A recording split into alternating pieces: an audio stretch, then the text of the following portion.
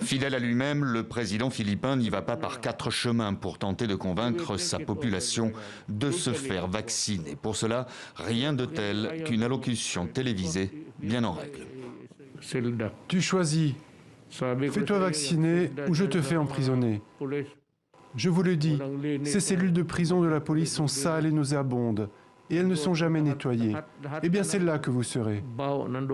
Le chef de l'État qui se dit exaspéré face à la recrudescence dans le pays des cas du variant Delta, autrefois appelé variant indien, et surtout face à la réticence des Philippins à se faire vacciner. Organisée au départ sur la base du volontariat, la campagne de vaccination est au point mort.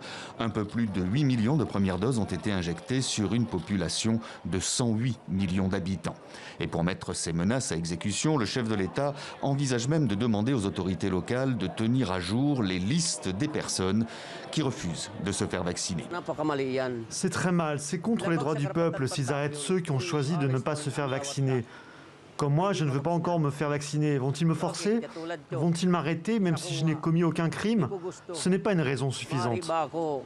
La méthode forte. Il y a un an, le président philippin a appelé les forces de l'ordre à tuer ceux qui ne respecteraient pas les mesures de confinement. Aujourd'hui, son ministre de la Justice précise qu'aucune loi ne permet d'emprisonner quelqu'un qui refuse de se faire vacciner et qu'il faut interpréter les propos du jour comme un message d'urgence.